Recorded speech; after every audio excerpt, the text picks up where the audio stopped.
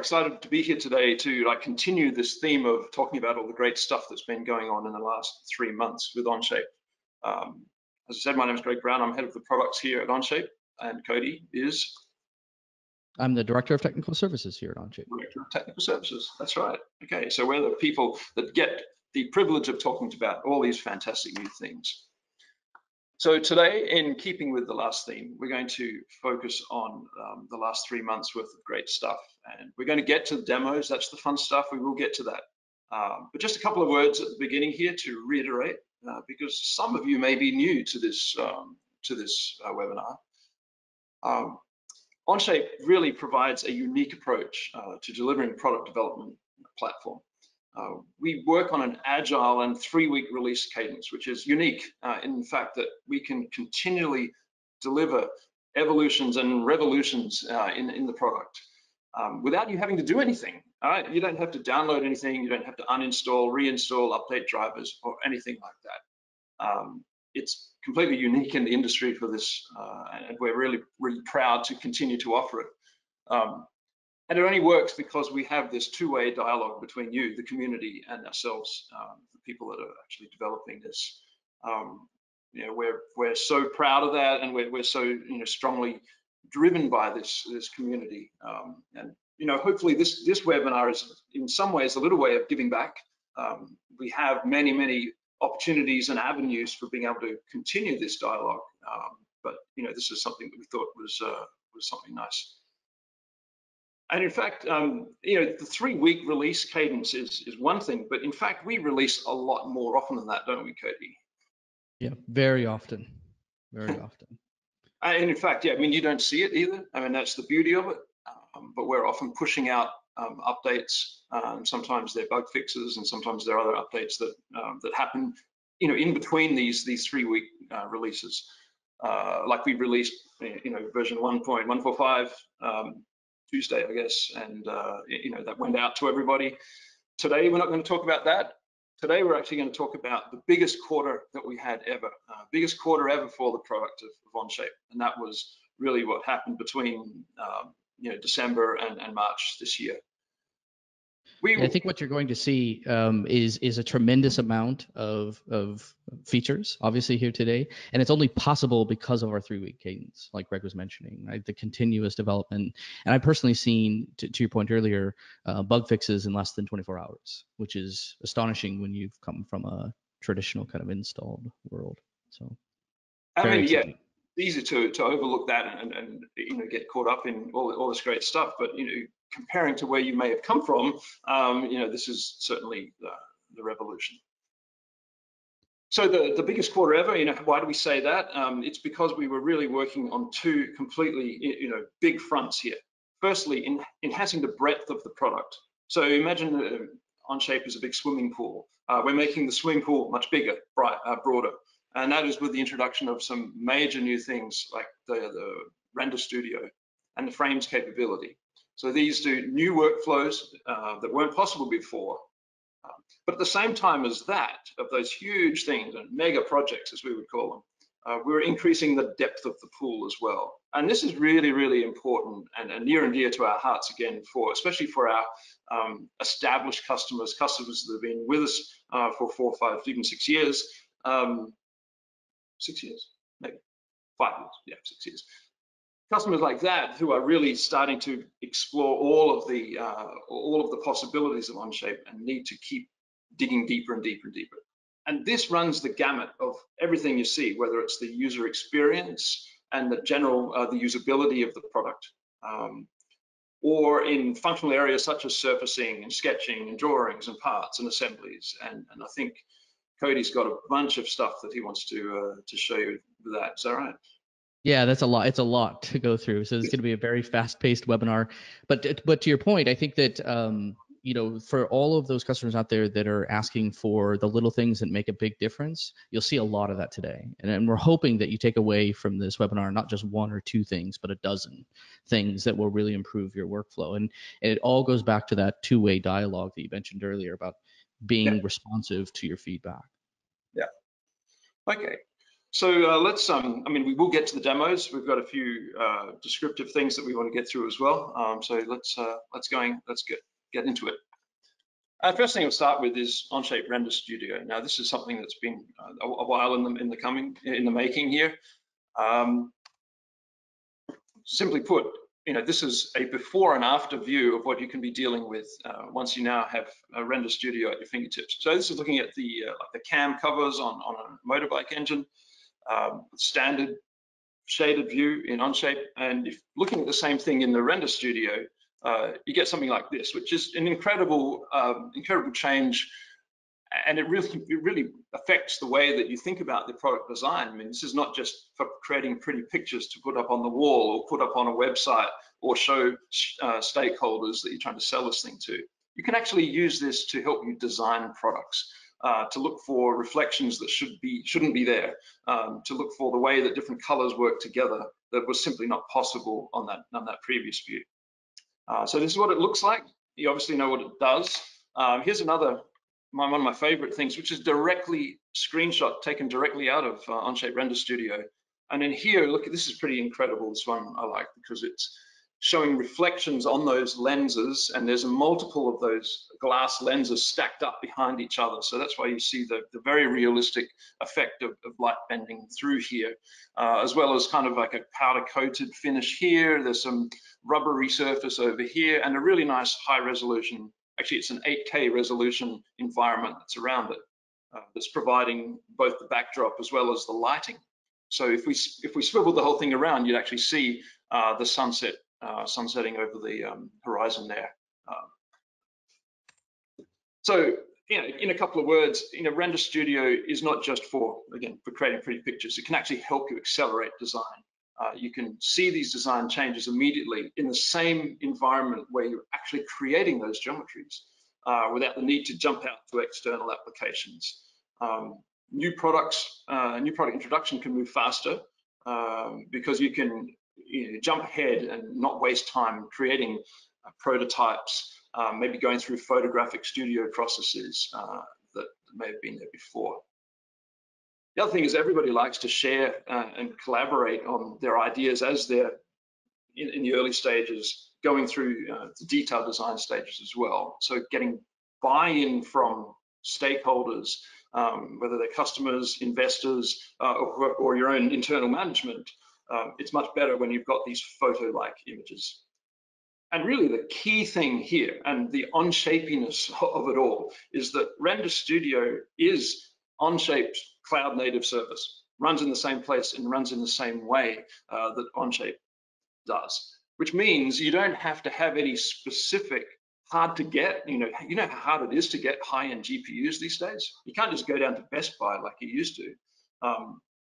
You'd have to wait in a long queue behind the people that are using it for Bitcoin mining and all those other things. The great thing is you don't need to do that to use Onshape Render Studio because what's happening in the cloud on the same platform that's running Onshape itself, which also means that you can use any web browser that supports Onshape, such as things on Chromebooks, MacBooks, Linux laptops, Windows laptops, whatever can run Onshape can run this. So that's a huge win for lowering your capital expenses. So and that to me is the thing that I wanted to point out is at least in my experience, rendering is very resource intensive, like you mentioned, and it's also inefficient in the sense that I have to hit go and walk away, right? And so Onshape really does take advantage of our architecture with the Render Studio environment because you can run it on anything and you're not bogged down by the traditional kind of CPU or GPU bound processes that are on your local machine.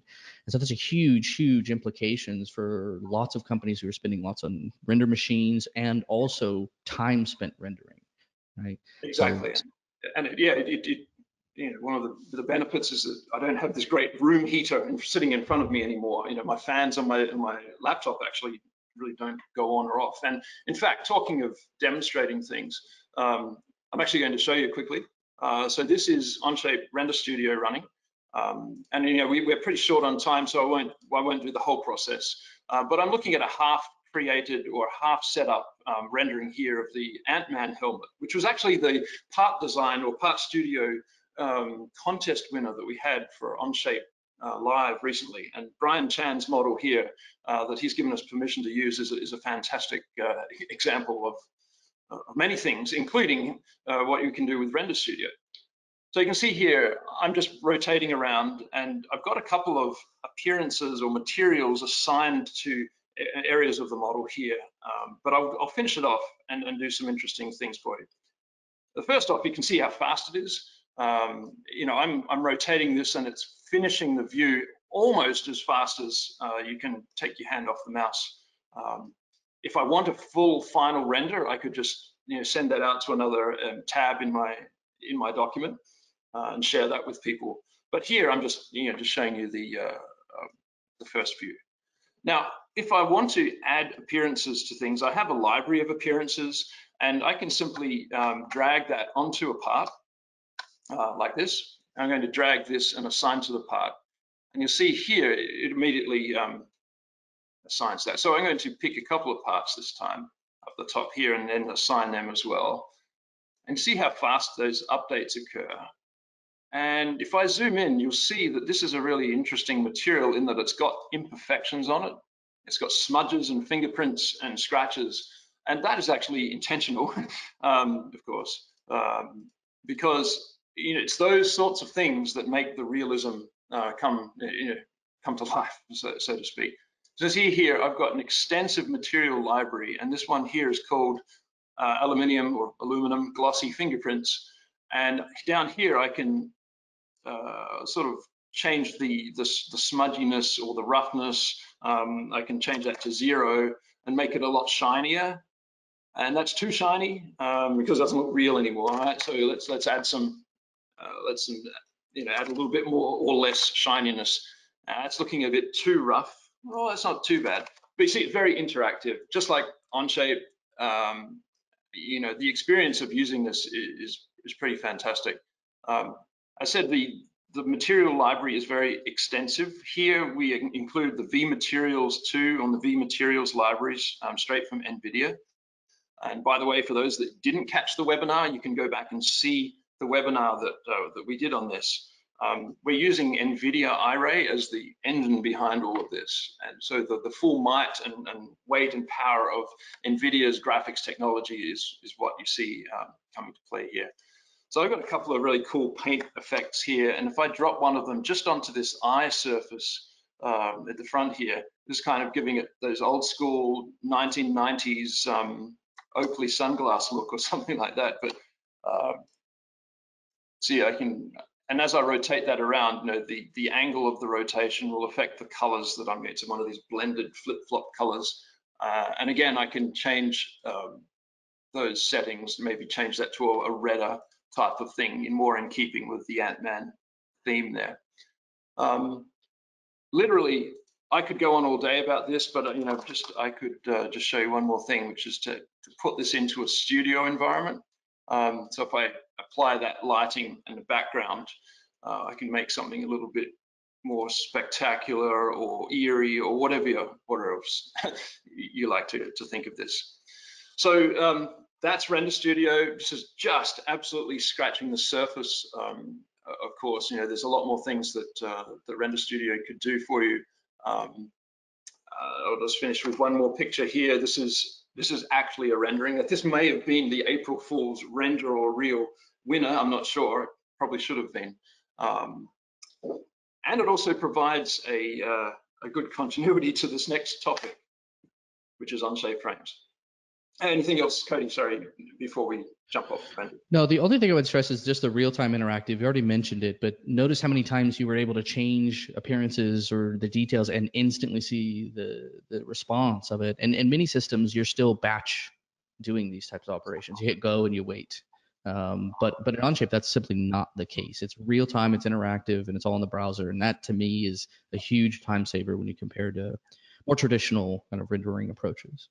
Yeah, no, we've been really excited to see some of the examples coming out of the community as well. So it's just something that it's been a highlight of the year. Well, it was a highlight of the year until this next highlight of the year, which is Unsafe Frames. And frames is another area that near and dear to our hearts. Obviously a lot of your hearts as well. So just to catch up, Onshape Frames is a native Part Studio toolset. So you'll see that right in the toolbar up next to the other tool sets you have in Part Studio. And typically you use frames to design structures that are typically built with sections of material that are cut to length and joined together by various means, whether they're welded together, could be one method. The other area that you want to use frames for is to generate fabrication data, something most people call cut lists, so that you can go and buy the right amount of supplies to build your pergola or build the chassis for your next Italian superbike or the land speed racer. Some of these examples are on the screen here. But of course, it's not just vehicles with roll cages and chassis space frames.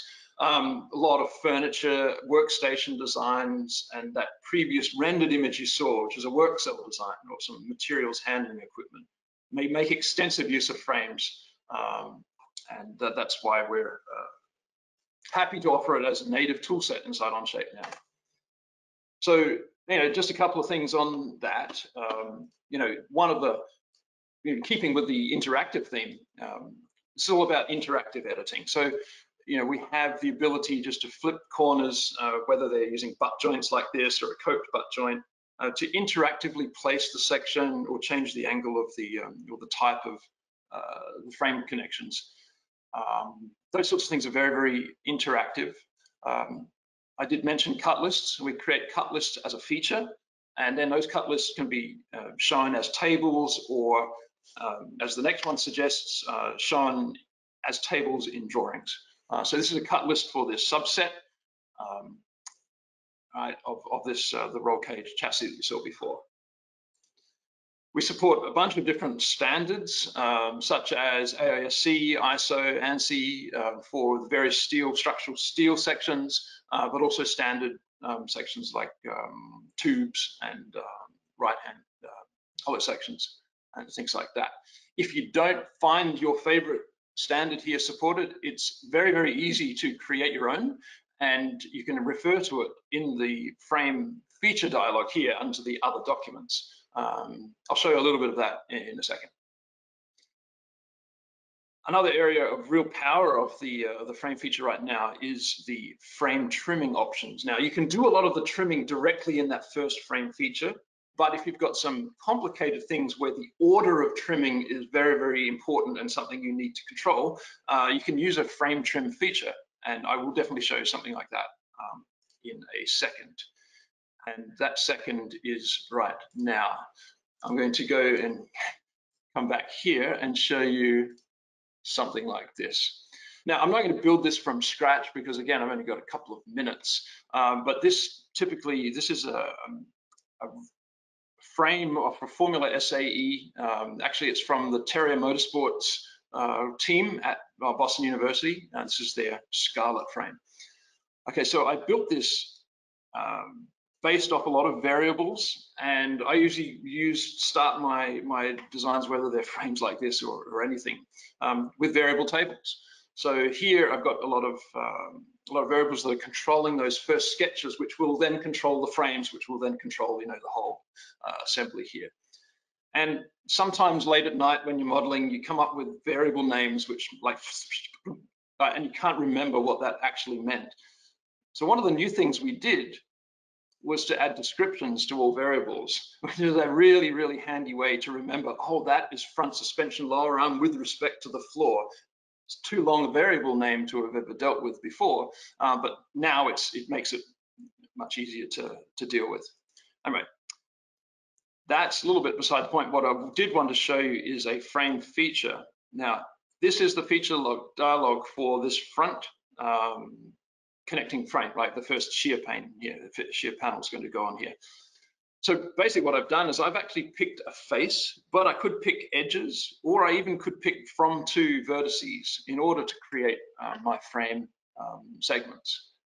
The next thing I'm going to do is choose the section of the frame profile. So here I'm going to go from one of my standards, in this case an ANSI rectangular tube of a certain dimension. So these are all the standard sections that you'd find in these. Now, if I wanted to use another document and refer to a sketch, we can do that. We can do that as well. So I would, just like you can go to other documents when you insert an instance into an assembly, you can go to other documents here and insert, refer to a sketch profile. You'll also see in here some like interactiveness. I can just pick on the end of that butt joint there. Actually, this is a butt joint, and I could change this to a. Oh, there you can see the angle. The preference or the priority of that butt joint is done interactively. I could also change this to a mitered or a mitered joint or a coke butt joint, or even just leave it for later on for trimming. Anyway, so that's how you would do basic frames. And then you can imagine that you just do the same thing for the rest of the structure. I built the skeleton upon which these frames will go. It's all parametric, driven by these variables. Here I'm going to show you a frame trim feature, which is down the bottom here. I've just left these gray frame segments overhanging, and I'm coming here now and saying I'm going to create an ordered group. So these four, and this like on both sides at the same time. So these four segments form the priority, and then all of the other things that I pick, so 1, 2, 3 segments, will be trimmed in that order against these. Now you can do some very, very complicated trimming operations in very, very few or even like one feature. So like the top here, and I'll use an isolate to have a look at, you have a really nice clean trim on the end of that. And this one is extending all the way to that arc section because I want this to be the primary load bearing member, and this sort of diagonal will actually be trimmed both to that and then that. So that's the ordering. Actually, while I'm in here, I can show you here a nice little usability tweak we added, which is to hide transparent parts completely when we're doing this isolate operation. So if anyone's keeping count, there's a couple of new things for you straight away. And I think with that, Cody, I'm going to hand it back over to you. Okay. So one thing I would just add to the frames discussion, my personal take on it is it's really awesome. Obviously, it's something that a lot of users have requested, but we didn't just do it in the kind of checkbox fashion. We did it in a way that I think was really neat, especially the order groups that you just showed. Like in many situations, there would be multiple combinations of features in other systems to get the same result, right? The other thing I always like to point out about this, and it's just, kind of capitalizing on our architecture, is you don't have to, if you have custom profiles, you don't have to go through the effort of sharing all these files or putting them in network drives or any of that kind of stuff. It's just mass distribution across your company in a second.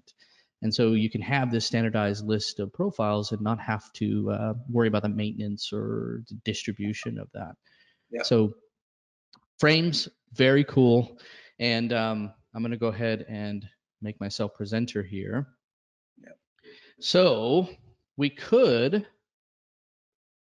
have done nothing but that, and I think that a lot of people would have been really, really happy. But that's not it, of course. And let me make sure I'm showing the right one here. You should be seeing my screen. There we go. So the analogy that Greg used earlier was the pool, and those two improvements were huge improvements that made the pool wider. The number of things that you can create inside of Onshape is much broader because of that, right? And so when we talk about breadth of additions, that's really what we mean is making it possible to do more things within the Onshape platform. But we also know that a huge part of what you do every day is core modeling, drawings, parts assemblies, kind of the basics of creating CAD models. And so we know the focus should be there too. And so this is, the two big features by far are Render Studio and Frames that happened in the last few months. But we also did a ton of little things. And so I have about 30 that I want to show you. It's going to feel like a bit of a mad dash to get all these done. But when Greg and I met, it was almost impossible to highlight 5, right, or 10 even, which is normally what we do. So it's just, there were so many and they were so important that we're trying to do everything we can to show you all of them all at once. So what does it look like? Well, this is actually a shortened version of the list of things that we thought were worth mentioning. So we actually, there was a longer list than this when we first started, right, Greg? Yeah, that's right. And so it's hard to choose, and there are lots and lots of things that I think will make a big difference in how you use Onshape every single day. These are not niche features. These are things that apply to basically everyone. So I'm really excited about diving into this. I have a lot to get through and about 35 minutes to do it, so I'm going to dive right in. I'm going to start with usability and general UX, user experience, right? And these are things that kind of span a lot of different topics. So I'm going to focus on some of these. Now, I won't have time to get to every single one of these, but I'm going to do my best to get to as many as possible. And so in the category of usability and general UX, I think 3D section scope, the ability to define parts to include or exclude from your section views is huge. Show dependencies is huge. And to flip normal, we have new rendering modes or rendering specific to the Onshape environment. Search history, that was a huge one for a lot of users. How do I navigate my history especially when it becomes really big? Remembering selections, another one that is just a quality of life improvement. Measure improvements, batch export, that's another one that was highly requested. Almost every single one of these had many requests behind it. So I'm going to dive right into things here. I'm going to jump into my carburetor model, and I want to start with 3D section scope. We often got asked the question, how do I exclude or include, define what parts I'm sectioning, right? And so now you can do that. If I grab, let's just do a quick section here, grab a section view, we'll pull this back. When I go to create my section view, what you'll see are two options in the dialog, exclude or include, right? And so it's pretty straightforward. You can say, well, what items do I want to exclude from the section view? Well, I can come in and say, well, I want this to be excluded, and you'll see now it's no longer sectioned. And maybe I want, this piece up here to be excluded. And I could go through and easily define, here are the things that I care about that I want to see in complete form, right? I don't want to see it in a section form. And so it's very easy for me to kind of cherry pick the things that I want to see whole, and then everything else is going to be sectioned. But you can also do the inverse of this. I can say include, right? And maybe I want to do a section view of just one piece. So like in this example, I have this kind of cast piece that's everything housed inside of. What I'd like to do is just section that one piece and see everything else, especially useful if you're trying to see inside of something, right? And so I can say include, just click the kind of main housing, and now I've sectioned only that one part, and all the internals are now easily accessible to me. And so I think those are the two applications for section viewer I think is really useful. Is I want to be able to grab a handful of parts and exclude them from my section, or kind of the inverse, I want to be able to section kind of the big outside piece so I can see all the inside. Right? So that is the 3D section scope, the ability to define your parts for exclude or include in the section view. So that's the first one. The next one is show dependencies. I'm going to jump into the Part Studio here. And this is another one where if you're trying to troubleshoot what is the impact that a change I made is going to have, maybe downstream. Let's say, for instance, I'm interested in this extrude 6, and I want to know if I make a change to that, what are the potential features that could be impacted by that? Well, in the past, we really didn't have a great way to navigate that, but now all you have to do is right-click and show dependencies. Right? It's going to bring up a dialog, and essentially what you have is the thing you've selected in the middle, and you have the things that it is dependent on above it, and its dependencies below it. Right? So it's a very clear UI meant to show you here's the thing you selected, here's everything it's dependent on, here are the things that are dependent on it. Very simple, easy to diagnose. If I'm trying to go through and make an edit, here's all the things that I could potentially have an impact on. But one little thing I always like to show here is oftentimes if I'm here and I see that, oh, extrude 6 might have an impact on shell 1, what does shell 1 have in terms of dependencies? Is it, am I going to have a further downstream impact there? You can actually go into any one of these, right click them and say show the dependencies for that thing too. So just a little tip is inside of that show dependencies, you can actually navigate further. And that's something that I think not a lot of users are aware of, and really cool part of the show dependencies. Yeah, I mean, okay, just on this one, because I've, with these user experience and usability and quality of life things, we actually do walk 1,000 miles in people's shoes in testing these and working them out, and trying to do big changes like, what if we really changed this thing, cleaned up this model, and this was absolutely essential for that kind of a workflow. Yeah, 100% agree. All right, so that is show dependencies. So the next one on my list is end to flip normal. Now this one I like to show in the context of a section view. I think that's one of the more relevant cases for it, but there are tons. This is one of those quality of life improvements, we said it a few times now, that I think really makes a big difference. If I'm in a section view and I grab a face, what oftentimes people will do is they'll hit N, right? N for normal too. And oftentimes what you'll end up with is kind of the opposite of what you're looking for, especially in section views, but in other situations as well. And essentially what we do is we rotate normal to the closest normal to where you are in terms of rotation. But sometimes that's not what you want. And so what you would do is you would rotate again and then hit normal again. Now what you can do is you can just hit N a second time, right? Really simple, dead simple, easy to use, but serves a huge purpose in just flipping back and forth between the two possible normal conditions that you have. So section views are a great example of this, but think of any time where the model's rotated and you wish it rotated the other way, right? For a normal, just hit it again, flips around, and you're good to go. So that's another one I think is particularly important. All right, so that is N twice. Again, you have to tap the N key twice to do that. The next one I have is kind of a broad set of improvements. I'm going to show you one example of it, but there are lots where this is used. We're just remembering selections, right? And so in a number of different places, when you go to choose, surface extrude, or when you go to other documents and you're inserting from another document, Onshape will remember the last selection you made and make that the default going forward. So an example of this would be like when I go to insert. Well, when I go to insert, it defaults to current document. But what if I'm browsing to other documents? What if I'm always inserting from other documents? Or maybe I'm in a string where I'm just inserting back-to-back hardware using standard content. Every single time in the past, if you wanted to insert standard content, you hit OK, you'd have to go back, you'd have to click standard content again, and then choose the standard content. Well, that's no longer the case. If I insert, I'm just going to drop in a piece of hardware here at the top. If I come back to this, right, I hit OK. If I come back to the insert dialog, it automatically goes back to standard content. And that's because that's the last place I was in.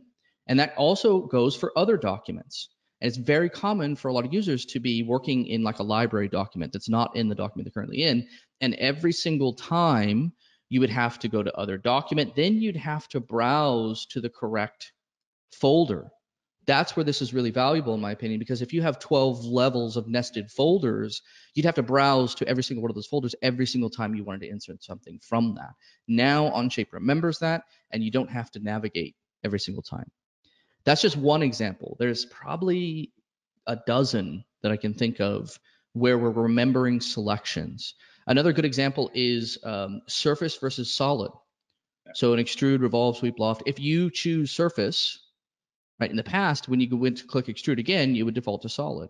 Even if the last 10 extrudes you did were surfaces, it would default to solid every single time.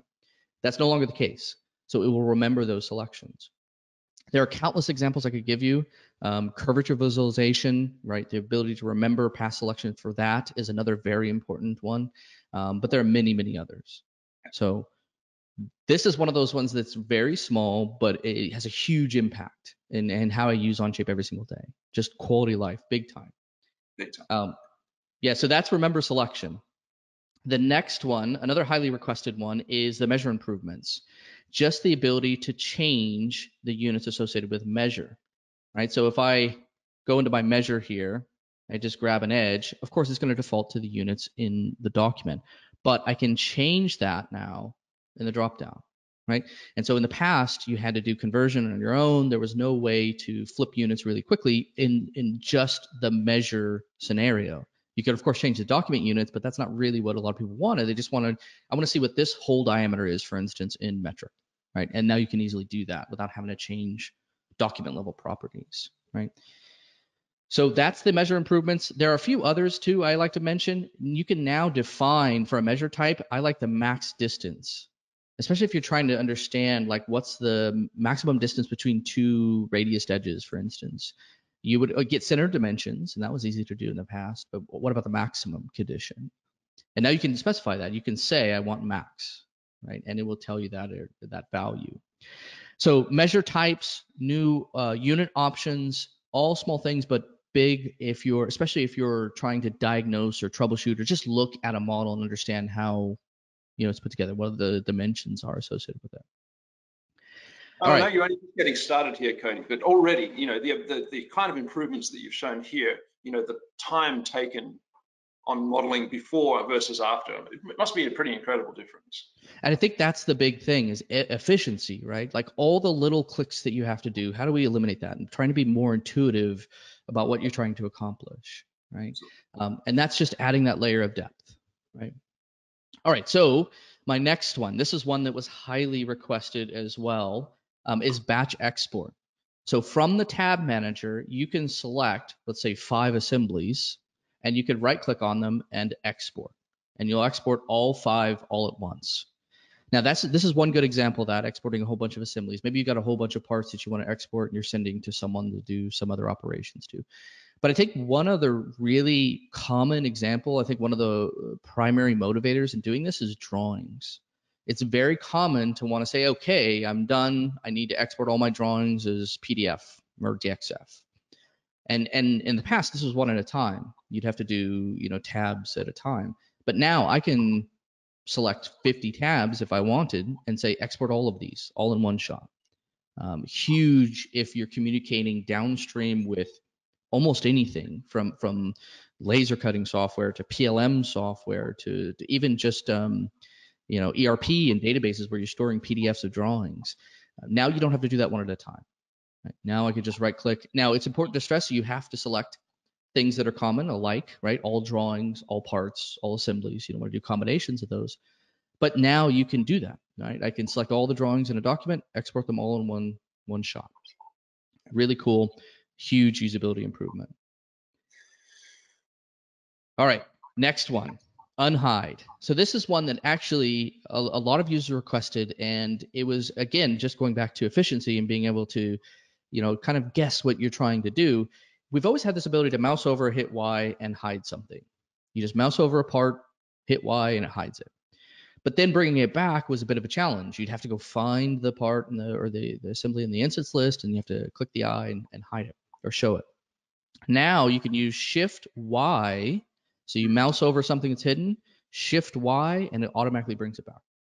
So you don't have to find the thing in the instance list, just Shift Y where it was, and the hidden parts will now be shown. Really cool. All right, so I know I'm running through things quickly here, but we've got a lot to get through. Those are just some of the improvements in the usability and general UX realm. I have one last one that I want to show you, and that is search history. This is something, again, that a lot of users requested. As you get into big documents, documents with a lot of interaction, it can be difficult to troubleshoot what's going on with all this.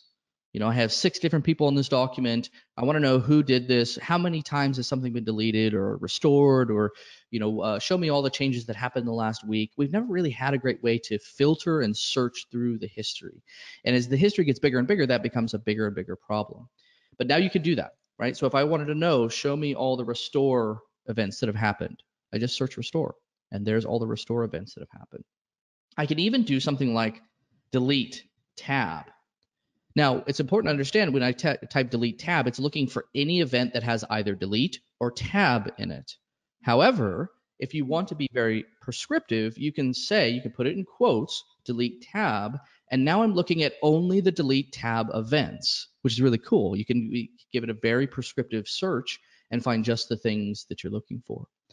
Now, the big benefit of this, I think, is the ability to find things, obviously, in your search history, but also filter it, so that I'm not looking at this giant list of things all the time. I'm looking at the things that I care most about. Maybe it's delete, maybe it's I'm adding a certain event, or maybe it's I want to know all the changes that happened in this tab, right? That's something you can now do. I could go in and say, show me the changes that happened in the master sketch tab. Or I can say, show me the changes that happened in all the part studios, right? And exclude all the assemblies and drawings and everything else. Or even cooler, I can say, show me the changes made by me and only me, right? So I can see just the changes that I've made. Or the inverse of that, show me the changes everyone else has made and get rid of my changes, right? So if I want to see the work that my team is doing, I can quickly do that. But I think the neatest one, in my opinion, is the ability to filter by date, because now I can say, well, show me the changes that have happened in the last week. right? I'll just jump back to a day here, March 28th to today, right? And it's even time-based. And I can hit search, and now I'm looking at the events, just the events that have happened during that window of time. So if you're trying to narrow down a document, maybe the document has existed for years, but you need to find, I want to look through all the things that have happened just in the last 2 weeks, you can now do that, right? So search history, a huge one. The other thing I would stress about search history is this is something that's uniquely positioned for our architecture. In many other systems, you'd have to check in to get any of this. And even that is not as nearly as nuanced or detailed as what you see in our history. I was just going to say, if any people, if your minds haven't already been exploded by what Cody has shown, just think for a second how you would tackle that in a traditional desktop file-based CAD system, and it would be a nightmare. Yeah, and you know the fidelity of the information isn't quite as detailed, but also you're dependent on these mechanisms of check in and check out. So our architecture, this is just another example. We talked about Render Studio earlier. This is just another example of using our architecture to our advantage. All right, so moving on to the next in my list, and that is surfacing and curvature. So lots of improvements in the area of surfacing and curvature. I'm going to go through as many of these as I can. But the two biggest ones, in my personal opinion, are face curvature combs and the ability to define control points as part of your bridging curve. So I'm going to dive right into this. And let's get into the drill handle and just show you what this looks like. So in the past, we've had the ability to look at the curvature associated with the splines or bridging curves or things like that. But across a face has always been a limitation. But that's now no longer the case, right? All you have to do now is right click on a face, right? And you'll see an option to show the curvature. Now, what's really neat about this is you could define, you know, the UV curves. There's another improvement we added. So not only do we have the ability to, you know, right click a face and say show the curvature, but we can also define the UV curves and the number of curves. So I can add, let's say if I want to add a couple faces to this, I could drop in a couple faces, and maybe it looks a little too busy. Maybe I want to cut the number of U curves down. I can do that, right? Or I want to bump this number up. So not only do we have the ability to show the curvature associated with faces, but we also have the ability to define the number of curves and make it, you know, a little bit more intelligible, especially when you get into small faces or things like that, where it's just very busy, right? And you can control that. So that's the curvature combs associated with faces. Just right click any face and you'll see this option to show curvature. So that's face curvature combs and the ability to define the UV curves in that. Those are both new improvements over the last quarter or so. The other one that I wanted to point out is the improvement to bridging curve. Bear with me for a second here. All right, bridging curve. What we've added in this particular update when we added this is the ability to define a method besides bias or magnitude. So we've had magnitude forever. When you define a bridging curve, you can just say, I want the magnitude to be X. And generally what it meant is you just bumped up the number until it looked right. But now you can be a little bit more specific, and I can grab manipulators to adjust the bridging curve. Right? And so I have a little bit more control over the fidelity of that information and how detailed is the control points that shape that bridging curve. And again, it's just a drop down. You'll see a new option for control points. The manipulators appear, and you can just grab and drag and manipulate as you see fit. So that's bridging curve control points, another very big one in the realm of curves. My last one here in this particular topic is Loft. In the Loft feature, this is another one that helps you to diagnose the fidelity, the quality of your surfaces, is this option to show ISO curves. So if you check show ISO curves, just like you'd imagine, you see ISO curves laid out over the surface that you're creating. This is purely just to understand the quality of the surface that you're generating. You know, what do the ISO curves underneath it look like? And, you know, is that acceptable, right? Do I need to do things to manipulate this loft to make it a little bit more smooth or the transition better, whatever it may be? And this is not something you could do in the past with Loft, right? And so it allows you to troubleshoot Loft while you're in Loft. I think that's the important thing. All right, moving on. The next one on my list is sketch improvements. Now, we've done a few things in Sketch that I think are really worth mentioning. Like I mentioned before, there's a lot more to this list, but we're trying to, for the sake of time, cover all of them.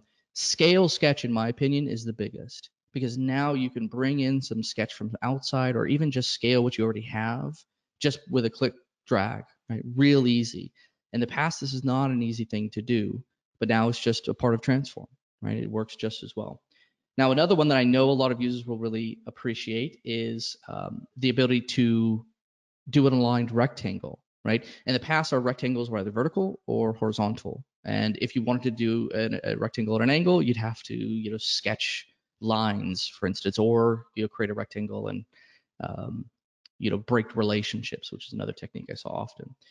So let's go back to Scale Sketch. Here I have, in this case, it's just an imported DXF, right? And that's very common. Maybe you got a logo or you just got something that you brought in as DXF, and it comes in and it's unitless. It doesn't have the right size, and you need to make it the right size. Well, oftentimes one of the easiest ways to do that is just to take what you have and just scale it up, right? Scale it up to something that's much closer to what it should be. And now what you'll see in Transform is this option to scale. Just grab and drag, right? Set your scale factor. We'll set it to 3, for instance. And now I've got a scaled version of that sketch, right? Very easy. In my personal opinion, very common when you're trying to do work with imported sketch geometry like DXF, but useful in a number of different applications. So Scale Sketch, a part of Transform, just grab the arrow and drag it after you've selected the things you want to scale, and they will scale. Very simple. All right, go ahead, Greg. No, actually, I meant a couple of sentences back that there's shortcuts for a lot of these things that Cody's talking about as well. Shift C for curvature. That's my favorite one there. And if you start with the curvature one, that's good, because, and another thing Cody had said earlier was that we're remembering not just remembering selections for that curvature. So if you've selected certain edges and certain faces to evaluate the curvature on, you select them, hit Shift C. Okay, you're done with that, but later on you can hit Shift C again and it'll bring back those same selections. So it's very easy to keep up with your work. Yeah, and yeah, to the point is like that's a thing I want to turn on and off often, and I don't want to have to reselect everything, right? To the remember selection point. All right, so the next one I want to show is a aligned rectangle. So in the past, if you wanted to create a rectangle, it had to be either vertical or horizontal. It was constrained by default that way, right? So if I go to create a rectangle, it's either horizontal or it's vertical. And if you wanted to create a rectangle at some other angle, you'd have to either delete constraints or line by line. What you'll see now is we have this aligned rectangle. So let's say, for instance, I wanted to construct a revolve profile for like a valve stem on this wheel. I can now sketch a rectangle, 1, 2, 3, really quickly, right, at an aligned angle. And so that's something, again, a huge quality of life improvement, because that would have required at least 4 to 5 clicks, right, before that. And then you'd have to go back and define the constraints between those lines or go through the effort of deleting constraints. It would have been a pain. And now you could just boom, boom, boom, aligned rectangle, and you're done, right? So aligned rectangle, a very important one, I think, and one that a lot of users will appreciate. All right, jumping back to my slide deck here. There are a few here that you're going to have to trust me, because I don't have a way to show you what it was in the past. The first is sketch tessellation. So if you have large arcs or splines with large values, where we're talking very large values, what you may see is deviation between kind of the intended point and where it actually displayed on the screen. And it's just in the resolution of the sketch, right? That's the best way to phrase it. It's just minor differences when you really zoomed in, but that becomes really important in areas like this wheel, for instance, where I may have an arc that's 30 inches, right? It's just a small piece of an arc, but you would see mismatches. That's no longer the case, right? As you zoom in, that will become more and more finite, and the tessellation will update dynamically. And so we're trying to be intelligent about allowing you to have those really big shapes. And then curvature visualization improvements. This is something I mentioned earlier. I showed you curvature visualization. It also applies to sketches, and it also stays active after you exit the sketch, right? To Greg's point earlier, curvature visualization is now like a feature of its own and not a feature within Sketch like it was in the past. And so you can turn it on and off, exit the sketch, go back into a sketch, and it remains active on the screen, which is very useful for a lot of people out there who work a lot with visualization, the curvature. So then we have drawings. Now, drawings got a lot of improvements as well. Almost every area that I'm discussing got a lot of improvements, but drawings in particular got many, many improvements. So finding the top, 7 or 6 in this case it was a challenge. I think the biggest, though, in my opinion, is the styles panel. In the past, we had the ability to define dimensions, kind of your layout for your dimensions, the font size, and all that kind of stuff. But on one-off situations, it was a bit of a challenge. If I wanted to change one dimension or even a handful, well, let's say that I had a dozen dimensions within the drawing that I wanted to change, but not all of them, that was a tricky thing to do. Now you can go into a dedicated styles panel on the right-hand side. So I just selected one dimension in this case, but you could select many. And then I say, okay, well, I want it to be, this size font, or I want it to be red, right? And I'm changing the style of just that one dimension, right? And so if I want to highlight certain dimensions, maybe a note, or in this case, a dimension pointing out an air trap hole, it's easy for me to delineate that from all the other dimensions that are part of my drawing properties, right? Because drawing properties drive all the kind of standard size arrows and font size and font type and color and all that kind of stuff. But style panel allows you to do one-off. So I can window select a whole bunch of dimensions and change them all at once. Or, I could do one-offs like this and very quickly make those changes. Now, one thing that I get asked often with this is, what happens if I want to undo all of that? You'll see a little button here that says revert drawing properties at the bottom. That will switch you back to the drawing properties and go right back to the same layout as all the other dimensions. So the next one I want to mention, this is just a brief one that I wanted to show, is when we go to insert a bill of materials. So Onshape has the ability to do, what we refer to as simultaneous bill of materials. It's a bill of materials in your assembly, and it's always there. It updates live and so on. But oftentimes the bill of materials you see in assembly isn't necessarily the bill of materials you want to insert into the drawing. The bill of materials in assembly can be quite big, and the drawing doesn't necessarily need all of that in it. And so now what we have is the ability, when you're inserting a BOM, to define the bill of materials type. And so you can define the bill of materials type in your company level settings. And then I can say, well, I want a drawing BOM for this, right? And a drawing BOM is simplified. It doesn't have nearly all the fields that I would see at the assembly level. But the ability to change that, the ability to specify, I want this bill of materials when I'm inserting at the drawing, but I want to see this bill of materials at the assembly, was highly requested because a bill of materials at the assembly was very popular. So that is changing the BOM table and part of the drawing functions associated with it. The next one I want to mention is pinning a reference. So oftentimes when you're working with versions, what you want to do is you want to remain static. I don't want my drawing updating unless I'm very specifically telling it to update. And so now you can right click and say pin a reference in your drawing, the sheets fly out. So I can say this reference is pinned, and it won't update unless I go back and unpin it, right? And then tell it to update. So it's just a little bit more of a static, pin, for lack of a better way of describing it, to say, don't change this unless very explicitly told to, right? So that's pin reference, another very popular one. The last one I want to mention in drawings is true radius. So when you go to dimension, sometimes the dimension can be a bit tricky, especially in areas where the radius isn't necessarily normal to the view that you're in. In this situation, I have a filleted edge here, and I can't really grab a radius value from that. So what you'll find is, as of this improvement, you go to radial dimension, it will now allow you to grab these radius values that weren't necessarily normal to the direction of the view. Right? And that's a really important thing if you have, especially lots of draft. But there are a lot of different scenarios where that's useful. But if you have drafted faces, this was a big, big deal because almost none of the filleted edges were normal to the direction of the view. So that is drawings.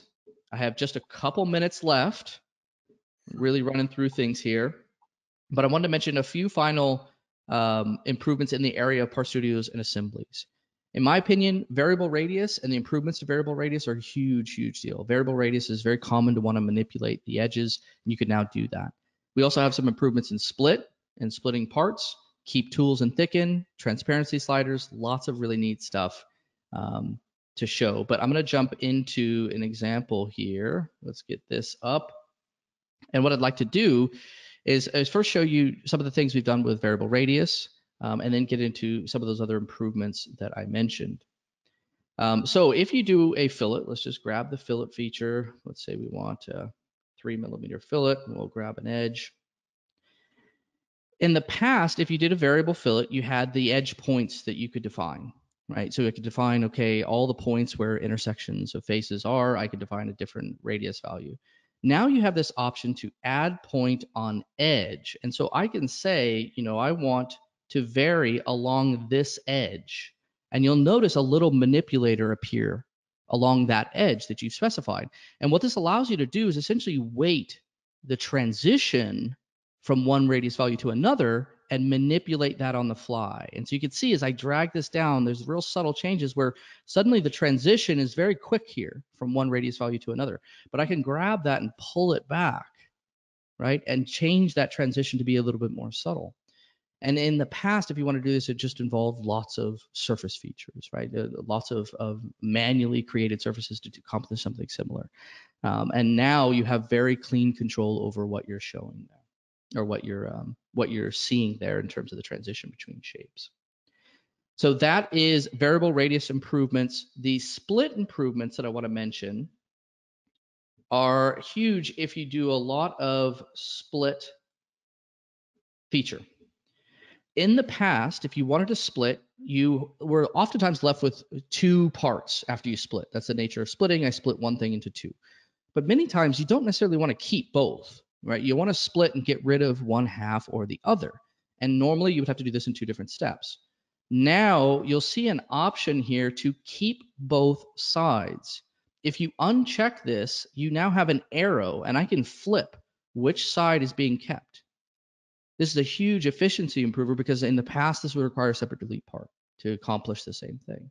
But now you just uncheck keep both sides, flip the arrow around, and you are good to go, right? Choose a side that you actually want to keep.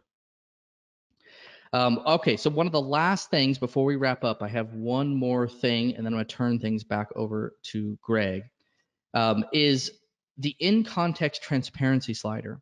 So designing in context is awesome. The designing in the context assembly is great. But oftentimes what we've been asked is, well, how do I control kind of the transparency of the assembly context, right? Because it's either too opaque or it's not enough. And I want to be able to kind of tweak what that is. Well, you can now do that. In the context of the assembly, you can grab and drag kind of the transparency and control that dynamically from the Part Studio. And again, this was a fixed transparency level before, and now you have a lot more control over what that looks like. So that is it. That is my mad dash to cover all the things in the last quarter. I have one more thing, and it's an awesome example of computed part properties that Greg has put together. So Greg, I'm going to transfer the presenter back to you, and you can cover that one. Okay. So some of you who are professional and enterprise users know that you can create your own categories. So categories, for those that haven't seen it, are these things here. I'm looking in my enterprise settings here. I can categorize things, and that they're very, very useful. That's what controls when you do things like look at properties. So if I look at the property of this part, you see its category is something called part. And when I do that, it brings along with it a bunch of predefined properties that I'm going to fill out, like titles and projects and vendors and units of measure and things like that. That's intrinsic to the category called part. But what you can also do is you can create your own categories, and I've created one called part with computations and another one called painted part. Now, the interesting things with these is that they can extend the category that we had there before, and we can extend them with some very, very special computations, as these ones might suggest. So I'm going to flip the part category here. I'm going to call it a part with computations. And when I save that, save that selection and go back and look at the properties again, you'll see some magic has happened, and that is it's added these two extra properties, which is part volume and part bounding box volume. Now, these are things that I created myself using actually FeatureScript. I created some very, very simple calculations to grab the part, to return the volume, or to determine the bounding box and determine the volume from that. And this is really, really interesting. If the bounding box volume is the size of the box that you're going to need to send this through FedEx or something like that. And because this is a property, now I can drop this as a note on a drawing. I've actually done one other really cool one with 0 minutes remaining. I've actually created a way to paint my part, perhaps with a ceramic coating. So I actually have created this thing which creates a custom attribute on my part called wet paint. And if I change my part category now to painted parts, it's actually going to go off and do that calculation. And as my property will now show in the bottom of this here, will actually calculate the surface area. And one of the things I didn't show is it will also calculate the mass of the paint for that part. So this is my personal example of it. This is not out of the box stuff, but it's very, very easy to do. I did this code in a few minutes to create this as the code that I actually created. It's very, very easy, and I refer to it in my setup for these custom properties which go into the categories that I defined there. So with that, I'm going to say thank you. And by the way, thank you for the questions that have been appearing. We haven't obviously been able to walk and chew gum at the same time to answer the questions, but we will get to them. Thank you for everybody who's submitted those questions. Once, as Cody said, if this came across as a mad rush to the gate and to the finish line, that was intentional, because that's what I think reflects the sheer amount of new stuff that you've seen in these last probably 4 releases since December. So on my side, thank you very much. And Cody, any last words there? No, I think that covers it. Thank you everyone for joining. All right, thank you very much.